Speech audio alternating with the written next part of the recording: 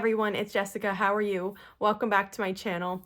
Today we're going to be starting a new project. So this is the first day of the Willa Quilt Along, and we've talked about this a few times before. I did a video showing you the pattern of the Avery and the Willa quilt a few weeks after they came out, and then I did another video about the Willa when I updated to add 2 new sizes to the pattern, and also to share with you that we were doing a quilt along. Now today is officially the first day of that quilt along, and I'll put the schedule below if you haven't heard of it before, and I'll also link to the pattern if you want to join us. This quilt is a relatively quick one to make. We're spreading it out over a few weeks just to make it really easy on you, but the baby size version, I've made it in just a few hours. I mean, it is fast. So for the first week of this quilt along, the assignment is to make the small flying geese and the small stars.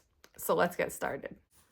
For this week, we need to do 2 things. We need to make all of our small flying geese, and I have my pieces here. We're going to do that. And then we need to make all of the small stars.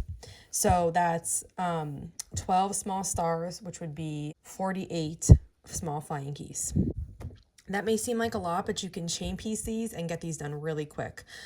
So what I would recommend, we're doing stitch and flip flying geese, where you put your square on and you sew on the diagonal. I would do that for all 48 of my geese, then cut between all the threads, trim this little bit off, so you're leaving a 1/4 inch behind. And then I would put the other side on, repeat it for all the geese, then you have your geese made and you can go ahead and chain piece your stars. So I decided for this quilt that the first bunch of ones that I've made and shown, I've done all 2 color, like it's shown in the pattern. I've decided for this version that I'm going to do this color for my small stars and the center star. And then the large star, I'm actually going to do it blue. So it's kind of like a red, white, and blue. Now, typically, I don't pay much attention to directional fabrics. I know a lot of people do, but just personally for me, I don't. I let them go whatever direction they want to go. But for this, since this is the only color red that I'm using, and it's directional, I decided to pay attention to it here. So let me just show you, when you're making stitch and flip flying geese, it's really easy to control which direction you want. So say for this one, I want my stripes to be vertical when it's finished. So I would put my square on so that my stripes are horizontal, and then I would just take a test flip, and I'd make sure that if I sewed along that line, oh look, they are vertical. That's exactly what I want. So I know that when I put my stripes on horizontal and I sew across this diagonal and flip it open, my stripes will be the opposite. They'll be vertical, which is what I want. So I have this one matched up. We're going to sew here from the top corner to the bottom corner, just along this diagonal. Once that's finished, I'll just come in and trim. Then I'm going to repeat that on the other side. So I'm going to also put my stripes horizontal. Now, if you didn't know, you could take a test flip and see we're vertical, but I know that we will be vertical. So I'm just going to sew here then from that top corner to the bottom corner all the way across.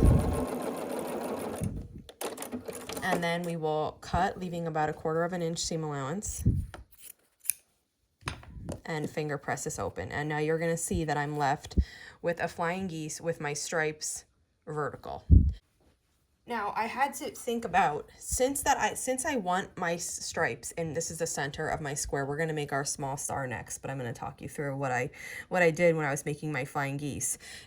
So since I want my stripes, now I don't know if I want it to be vertical or horizontal. I didn't pick that yet, but I do know I want these stripes all in the same direction. So this one we just made will go here, and I've done another one like that too. Okay, so you can see these stripes are all going the same way. You'll see that now for the top and the bottom flying geese, I need my stripes to be horizontal. So what I did when I sewed these on was I made sure that my stripes were going vertically here, so that when I folded them back, they are horizontal. So now the stripes in this star are all going the same direction. and my bottom one's here too. So these are all going the same way.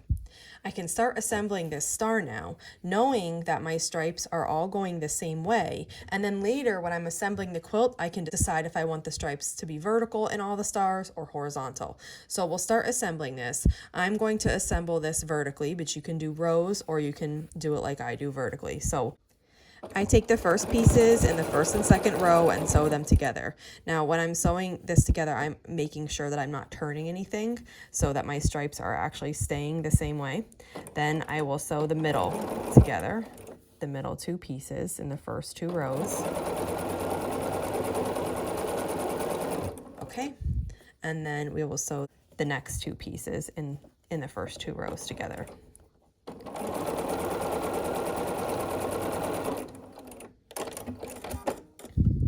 And I haven't actually done this before where I really paid attention because, like I said, it's never really mattered to me. I just let the directional fabric go.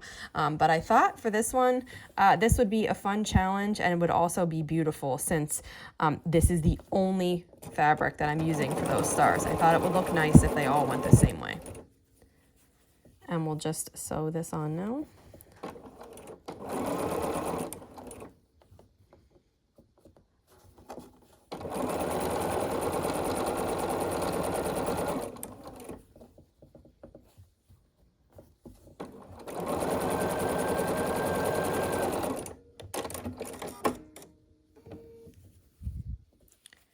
Okay, and we just have those last two seams to sew, and here I would make a double check. Yes, my stripes are all going the same way, so I can continue. And if something wasn't going the same way, I could seam rip it before I sewed the final star together, just to make it a little easier on myself. Of course, you could take it apart if you don't notice it till later, but the sooner you notice it, the easier it is to take it apart and fix it.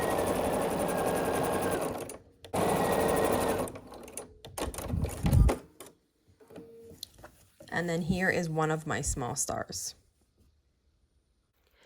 So here is one of my small stars that we just made together. So the assignment again is to make all of your small flying geese and all of your small stars. So you'll make those flying geese first. You can chain piece them so that they go really quick. And then you can chain piece assemble your small stars. And when you're finished with this week, you should have 12 of these small stars all made. If you have any questions, just let me know. And if not, I'll see you back here soon. Thanks for following along.